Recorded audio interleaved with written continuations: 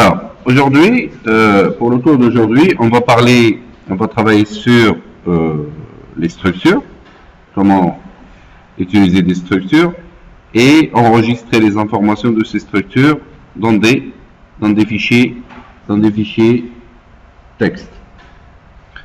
Alors, l'objectif de ce TP est le suivant. Regardez, j'ai un menu.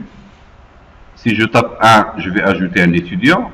Si je tape 2, je vais chercher et afficher un étudiant. Si je tape 3, il va me demander un numéro d'étudiant, il va me le supprimer. S'il ne le trouve pas, il va me le dire.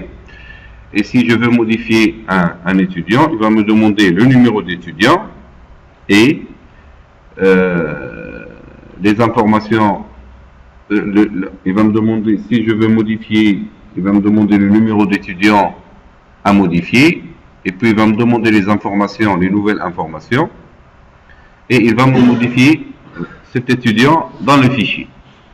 Si je tape 5, c'est que je vais afficher tous les étudiants que j'avais enregistrés. Très bien. Alors voilà ce que je vais faire. Je vais aller ici, je vais supprimer ce fichier-là pour pouvoir le créer à nouveau. Voilà. Si j'exécute, je vais exécuter pour voir le résultat. Je vais ajouter un étudiant. Alors je tape 1 dans mon menu. Voilà. Il va me demander le numéro d'étudiant. Je lui dis le numéro 1. Le nom, je vais faire Alaoui. Dans le prénom, je vais faire Mohamed. Dans la filière, je vais faire par exemple TDI, développement. Il me demande est-ce que je veux continuer. Si je tape O pour oui et je tape N pour non, je tape O. J'y vais, il me demande encore de faire mon choix. Je fais 1 pour ajouter. Je vais ajouter un deuxième étudiant 2. Je vais l'appeler Achouri, Samir, et il est dans la filière aussi TDI. D'accord? Il me demande est-ce que je veux continuer. Je fais oui. D'accord? Maintenant, si je veux afficher tous mes étudiants, par exemple, pour voir est-ce qu'il les a bien enregistrés dans le fichier, je tape ici, je tape 5. Voilà, il m'a affiché le numéro, le nom et le prénom. Par contre, il ne m'a pas enregistré le deuxième. Alors, je vais voir.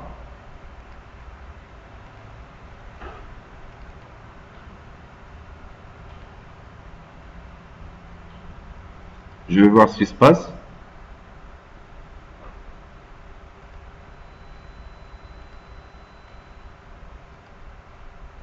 Affiché.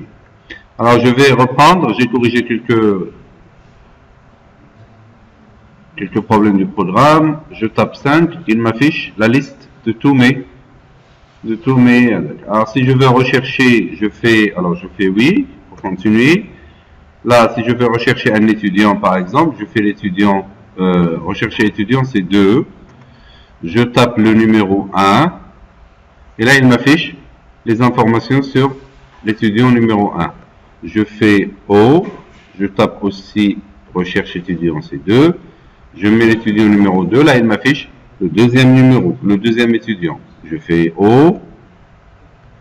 Je fais supprimer un étudiant. Je fais 3. Et je vais supprimer l'étudiant numéro 3. Il me dit, est-ce que tu veux supprimer? Je lui dis oui. Suppression effectuée avec succès. Voulez-vous continuer? Je fais oui. Et là, je fais 5 pour afficher. Là, il m'affiche que les deux étudiants. Maintenant, je vais aller à l'étudiant 2. Alors, je vais revenir au menu. Je fais O. Et là, je fais modifier un étudiant. C'est le numéro quoi? 4. L'étudiant numéro 2 que je veux modifier. Oui, je veux le modifier. Il s'appelle comment l'étudiant? Alors je fais test,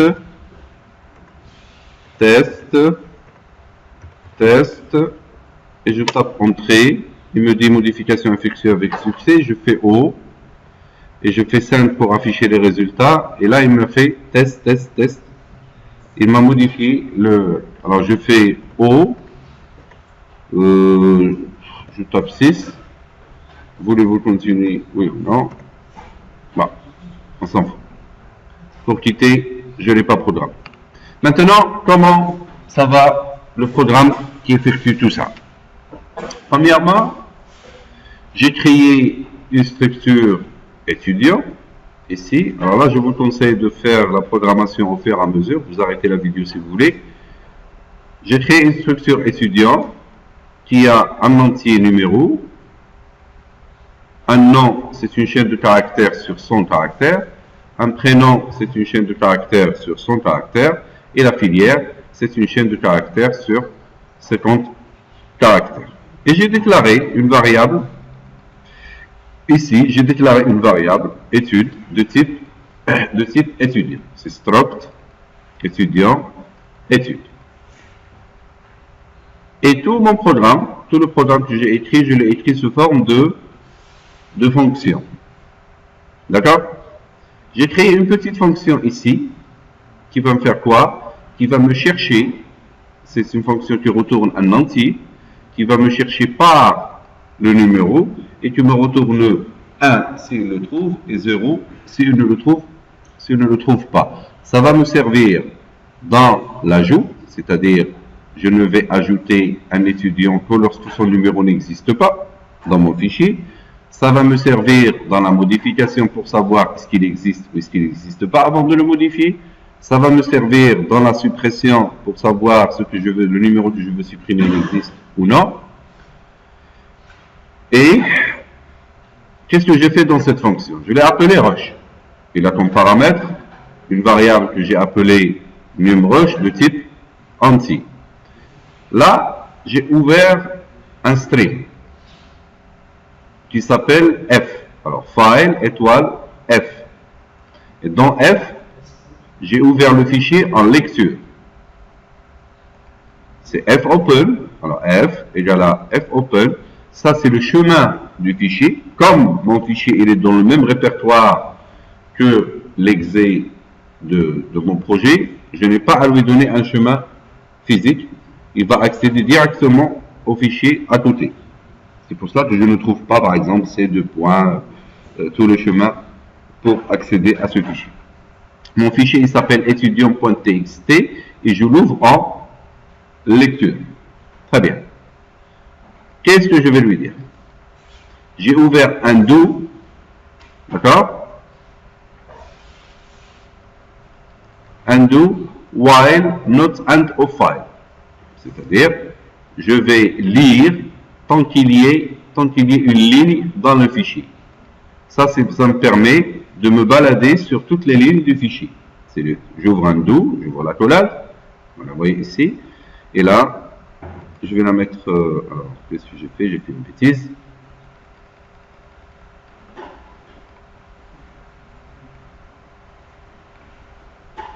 Là, j'ai ouvert mon fichier. Alors, je vais déplacer celle-là ici pour que j'arrive à la voir. Là. Et je l'écris là. Alors, j'ai fait un do, while, end of file. Alors, F, E, O, F de F. Le F, c'est celui avec lequel j'ai ouvert le fichier en lecture. Qu'est-ce que j'ai fait? J'ai fait F scan F.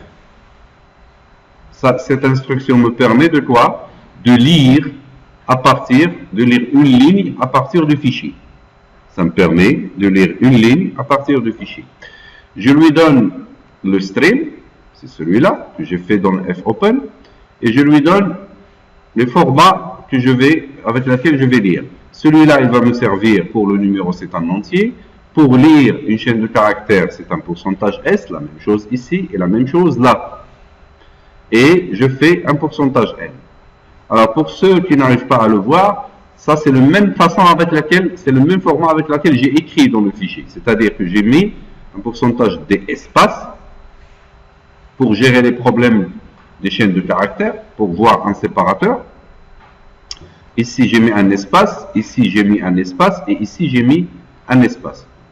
Maintenant, je vais lire une ligne à partir du flux connecté sur le fichier, et je vais mettre chaque valeur dans ma structure étude que j'avais déclarée tout à l'heure. Alors ici, j'ai mis dans l'adresse de étude.num, dans l'adresse de étude.nom, l'adresse de étude.prénom et l'adresse de étude.filière. point filière. D'accord?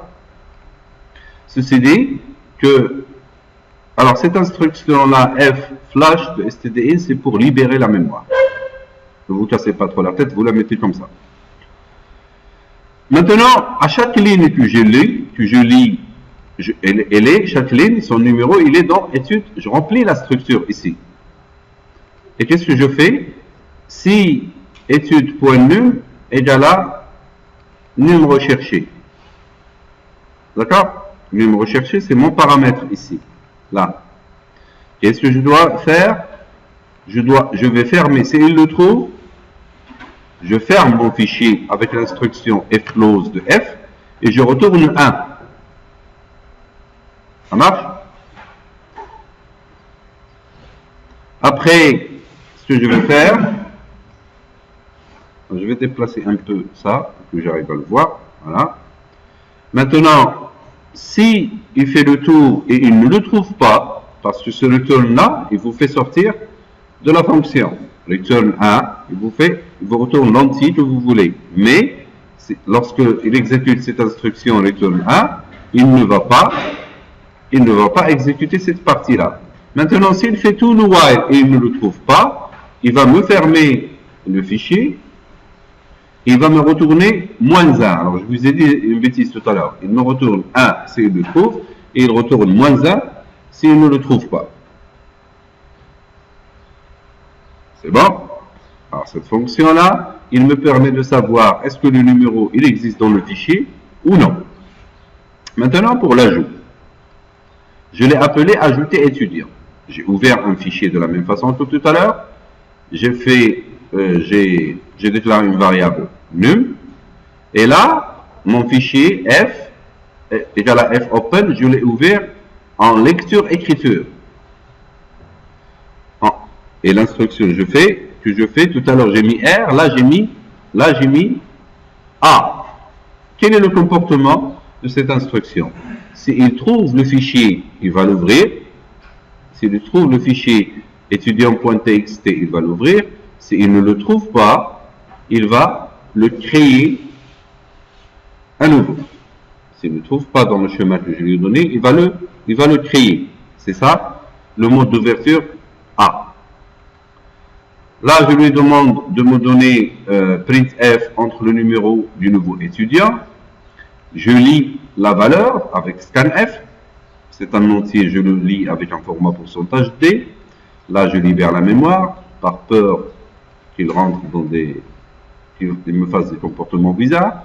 Et là, regardez, je lui dis tant que ici, while rush de num, ça c'est la fonction, est égal à 1, tant que c'est égal à 1, je vais lui dire ce numéro existe déjà et je vais lui redemander un nouveau numéro pour qu'il ne zappe pas.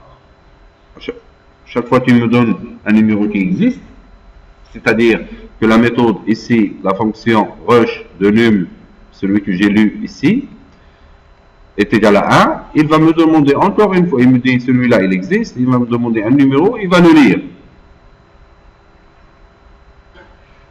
Bien. S'il passe ce while, ça veut dire que le numéro qu'il m'a saisi n'existe pas.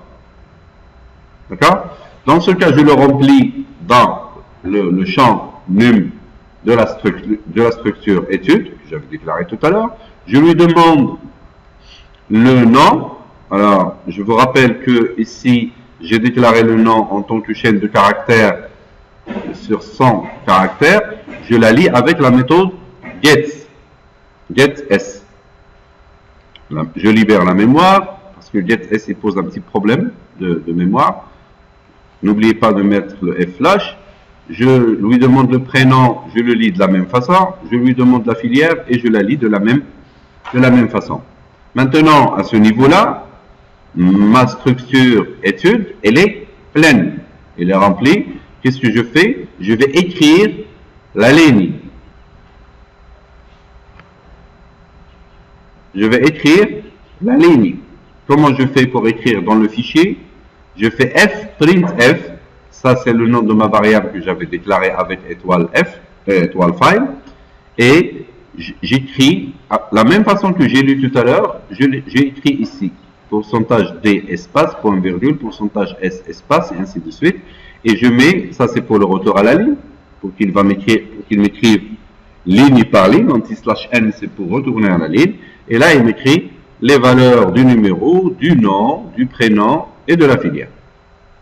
Après avoir fini ça, qu'est-ce que je fais? Je ferme mon fichier. La troisième fonction que j'ai créée, ici, c'est la recherche. En fait, ça c'est un recherche et affichage, en fait. Je déclare un numéro, une variable num_r, ça veut dire le numéro recherché. Là, je lui demande de me taper un numéro, je le lis avec scanf. D'accord, n'oubliez pas un commercial. J'ouvre le fichier. En fait, je crée le flux vers le fichier et je l'ouvre, cette fois, je l'ouvre en lecture. Regardez que je l'ai ouvert avec le paramètre R, la valeur R pour le paramètre de mode d'ouverture du fichier. Je l'ai ouvert en lecture. Et là, j'ai fait un do while de la même façon que tout à l'heure. Regardez, j'ai fait un do while, not, ça c'est différent, FEOF, not and of5. Qu'est-ce que je lui dis? Je vais lui dire, à chaque fois, tu lis une ligne avec fscanf et tu la mets dans la structure. Et tu vérifies, est-ce que le numéro que tu cherches, il est égal au numéro de la structure, correspondant à la structure. S'il le trouve, il va m'afficher information sur l'étudiant, par exemple. Sur l'étudiant,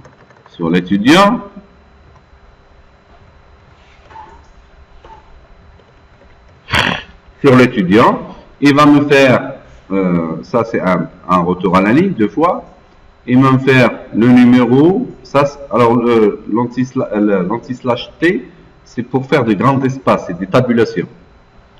Là, il va m'afficher étude.num, étude.nom, et étude.prénom, et étude.alerte de la même façon. Alors là, c'est une tabulation. Ça, c'est le mode d'affichage. Et ça, c'est un retour à la ligne. Pour que j'ai numéro, 2 points, le numéro, puis le nom, 2 points, le nom, et je retourne à la ligne. C'est pour un affichage correct. Après avoir fini ça, après avoir lu ligne par ligne grâce à ce do while, je ferme mon fichier. Maintenant, le principe de la suppression, il est le suivant. Alors, la suppression pour les fichiers, le principe est le suivant. Je vais lui demander le numéro de l'étudiant à supprimer. Je vais ouvrir mon fichier étudiant.txt en lecture. Et je vais ouvrir un deuxième fichier en mode lecture-écriture en A. Et je l'appelle par exemple temp, ou je ne sais pas comment je l'ai appelé. C'est un fichier temporaire. Le principe est le suivant. Le numéro que je veux supprimer, je vais faire un do while sur le premier fichier, lire avec le fscanf ligne par ligne. À chaque fois que je tombe sur un numéro qui n'est pas égal à celui que je veux supprimer, je vais l'écrire dans le deuxième fichier temporaire. Sauf celui que je veux supprimer, je ne l'écris pas. Après, le fichier initial qui est étudiant.txt, je vais le supprimer. Et le fichier temporaire que j'ai créé, qui est plein de toutes les autres lignes sauf celle que je veux supprimer, en fait j'ai fait une copie ligne par ligne, je vais faire une copie ligne par ligne sauf celle qui porte le numéro que je veux supprimer. Et je renomme, alors j'enlève le premier, je supprime le premier fichier, je renomme le deuxième fichier, je lui donne le même nom que le premier qui est étudiant.txt. Finalement, je me retrouve avec un seul fichier qui s'appelle étudiant.txt qui porte toutes les lignes du premier fichier, sauf celle que je veux, que normalement l'utilisateur veut supprimer. On y va. Alors ça, c'est un caractère de confirmation, est-ce que je veux vraiment supprimer ou non. Celui-là, c'est une variable de type entier qui me permet de chercher. Et là, je lui demande entrer le numéro d'étudiant à supprimer, je le lis dans NumRush, et là, regardez, je vais lui dire, si je le trouve est égal à 1, si rush de NumRush est égal à 1, je vais lui demander, est-ce que vous voulez le supprimer? Oui ou non?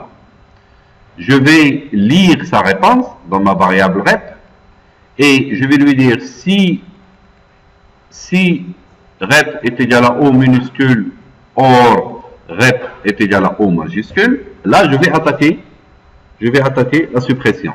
En fait, la suppression, je vais créer deux fichiers, deux flux. Le premier qui s'appelle fiche et le deuxième qui s'appelle f. Alors, fiche, f, c'est avec lequel je vais ouvrir étudiant.txt en mode lecture. L'étudiant est déjà là, le fichier il est déjà là. Et dans fiche, le deuxième flux, je vais ouvrir un fichier qui s'appelle, je vais créer d'ailleurs, il ne va pas le trouver, je vais le créer, qui s'appelle étudiant.txt et je l'ouvre en mode A, c'est-à-dire en mode écriture-lecture. Très bien. Qu'est-ce que je vais lui dire? Do while, logiquement, je dois balayer ce fichier-là. Alors, do while, not end of file ici, de f. Ça, c'est le premier, le fichier qui est plein. L'autre, à ce moment, il est vide. Je l'ai créé, mais il est vide. Qu'est-ce que je vais lui dire? Tu me lis ici, à partir du premier fichier, et tu le mets dans la structure. Et si NumRush, celle que je veux supprimer, est différent du numéro de la structure que j'ai rempli à partir de la ligne, qu'est-ce que je vais faire? Je fais un fprintf. J'écris dans le deuxième fichier, regardez. De la même façon, j'écris dans le deuxième fichier. Et je vais faire pour chaque ligne, sauf celle qui, parce que je n'écris dans le deuxième fichier que lorsque la ligne que j'ai lue dans le premier fichier, son numéro, il est différent du numéro que je cherche. Ça va? J'ai fini. Vous devez fermer le premier flux, le deuxième flux, pour que vous puissiez agir sur les fichiers. Parce que ces deux flux, ils ouvrent un canal sur les fichiers. Le fichier, vous ne pouvez pas agir dessus physiquement, le renommer, le supprimer, ainsi de suite. Le flux, il le tient. Il vous dit que ce fichier, il est utilisé par un autre programme. Alors, après, qu'est-ce que je fais? Je fais un remove.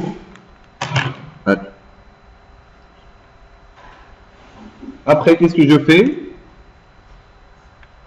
Je fais un remove étudiant.txt, c'est-à-dire que à ce point-là, à ce niveau-là, qu'est-ce que j'ai? J'ai un fichier qui s'appelle étudiant.txt qui est plein par tous les données. Et j'ai un fichier temp étudiant.txt qui est rempli avec toutes les données, sauf celles que je n'ai pas copiées.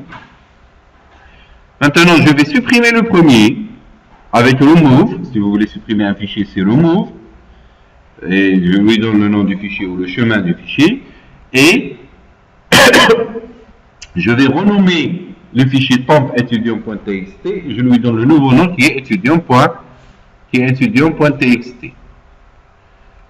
Remove étudiant.txt, je l'ai supprimé, et rename, ça c'est l'ancien nom, et ici, le deuxième paramètre, c'est le nouveau nom. Ça marche? Et je lui affiche un message que la suppression a été effectuée avec succès. Ça marche? Je passe, celui-là c'est le else, en fait c'est le else de ça. C'est le else de celui-là, regardez. Le else de celui-là, c'est son else, c'est-à-dire le numéro existe déjà. N'existe pas, c'est-à-dire que vous êtes en train de supprimer. La recherche, il retourne -1 et il va vous dire que le numéro que tu veux supprimer n'existe pas. Bien. La modification, c'est le même principe. La modification, je crée un premier fichier, je crée un deuxième fichier, j'ai le fichier étudiant.txt, je crée un deuxième fichier en écriture qui s'appelle temp étudiant.txt, et qu'est-ce que je vais faire? Je vais chercher ligne par ligne, je vais lire ligne par ligne, la remplir dans la structure, et si je tombe sur l'élément, sur une ligne qui a rempli une structure et je trouve que le numéro c'est celui que je veux modifier, je vais lui demander un nouveau nom, un nouveau prénom et une nouvelle filière. Je vais le remplir dans la structure et au lieu d'écrire dans le nouveau fichier les anciennes valeurs qui étaient remplies, je vais écrire les nouvelles valeurs remplies à la main au clavier et après je l'écris et je passe à la deuxième ligne et je la scanne. Je la lis à partir du premier fichier. C'est le principe. Finalement, et à la fin, je vais supprimer le premier fichier, renommer le deuxième fichier en lui donnant le nom du premier fichier. Alors voilà, c'est le même principe. D'ailleurs, j'ai fait un copier-coller. Entrer le numéro de l'étudiant à modifier, je l'ai lu. Je lui dis si la recherche, si la fonction recherche, il me retourne 1, ça veut dire qu'il l'a trouvé. Je fais voulez-vous vraiment modifier? Je lis, s'il me dit oui, là, regardez, je vais ouvrir le premier fichier étudiant, j'ouvre le deuxième en écriture et je fais un do while sur le premier, regardez. Alors, je me mets là pour diminuer les espaces. Voilà. Je fais un do while not and of file et à chaque fois je fais un fscanf dans la structure. Si le numéro que je cherche il est égal au numéro de la structure que j'ai rempli à partir de la ligne du fichier, qu'est-ce que je fais? Je lui demande le nouveau numéro, je le mets dans la structure, le nouveau prénom, le nouveau nom, je le mets dans la structure, le nouveau prénom, je le mets dans la structure, et la nouvelle filière, je le mets dans la structure. Et celle-là ne doit pas être là. Regardez. Je fais un fprintf, d'accord? Je fais un fprintf et je mets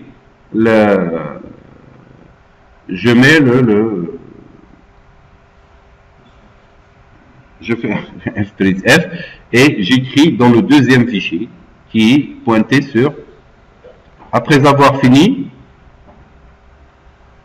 le while, je ferme le premier, je ferme le deuxième, je supprime et je renomme et c'est là où je dois afficher normalement le message de la modification effectuée avec succès. Ça veut dire que tout va bien.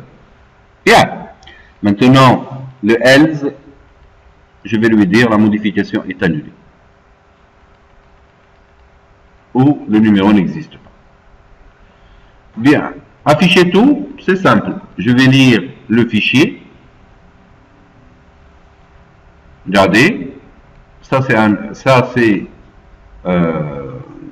la liste des étudiants et c'est un affichage simple. Ici, c'est comme si je veux mettre des en-têtes de colonnes, comme pour Excel. J'ai fait numéro /t pour la tabulation, nom /t pour la tabulation, et je vais commencer à faire le do while. C'est simple, je fais le fscanf comme tout à l'heure et je l'écris dans la structure. Et qu'est-ce que je fais? Printf le numéro avec une tabulation et une tabulation sur le nom, le prénom et la filière. Et je ferme le while et je ferme le fclose. Voilà pour les fonctions que je veux faire. Maintenant, le menu qui apparaît dans le mail. Regardez comment créer un menu. J'ai déclaré deux variables choix et rep. Ça, système.cls, on avait dit, il permet de nettoyer tout ce qui a été écrit dans la console. C'est système, entre parenthèses, de CLS. Il lui permet de vider le formulaire et de réécrire à nouveau. L'interface et de la réécrire à nouveau. Maintenant, ça c'est de l'esthétique en fait. J'ai fait menu, j'ai tapé un printf, ajouter un étudiant, 2 et ainsi de suite. Et là, j'ai fait un do while. Ça c'est pour gérer les erreurs qu'il peut écrire. Si il me tape 7, il n'y a pas de 7. Si il me tape 8, il n'y a pas de 8. J'ai fait un do while, printf, entrez votre choix, et je l'ai lu dans la variable choix. Tant qu'il est inférieur à 1 ou supérieur, ou strictement supérieur à 6, il va vous dire, tapez votre choix pour que, jusqu'à ce qu'il tape un. Maintenant, je vais lire la valeur qu'il a tapée dans le choix ici. Je vais utiliser le switch, c'est les cas, switch de choix. S'il tape 1, case 1, je vais appeler la méthode ajouter que j'avais préparée tout à l'heure. S'il tape 2, je vais appeler la méthode, en fait la fonction rechercher. S'il tape 3, je vais appeler la fonction supprimer étudiant. S'il tape 4, je vais lui demander de je vais appeler la fonction modifier. Et s'il tape 5, je vais. Alors tout le travail a été fait dans les fonctions, les procédures que j'avais créées. S'il tape 6, je fais un break pour sortir. Voilà.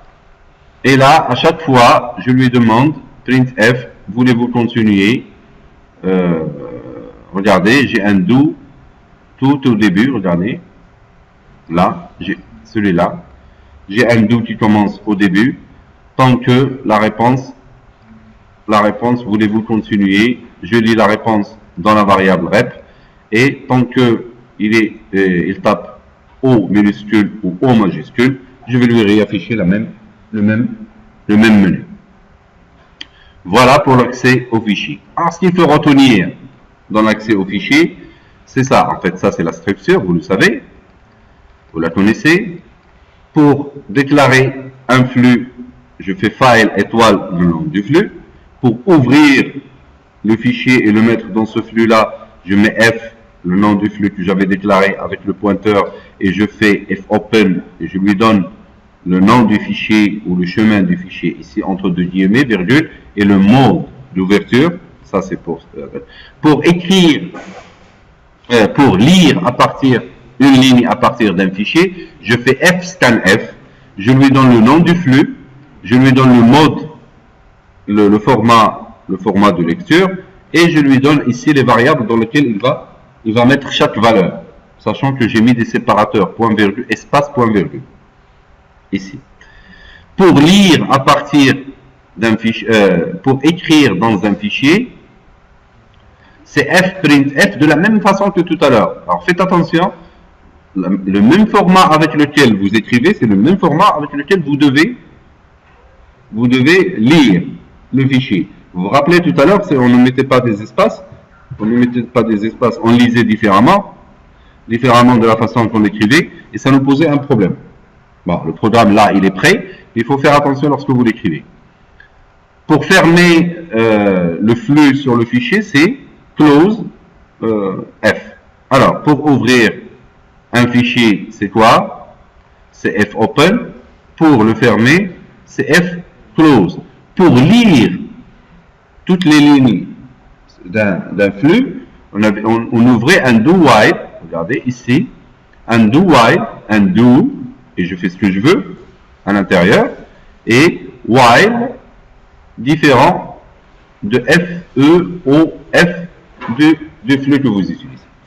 C'est ça les instructions dont vous aurez besoin pour l'utilisation des fichiers. Pour écrire, c'est F, printf. Pour lire, c'est F, scanf. Pour ouvrir, c'est F, open, avec le mode de lecture. Et pour fermer, c'est close de F. Voilà. Et après, les structures, l'arrangement et tout. Voilà pour les fichiers.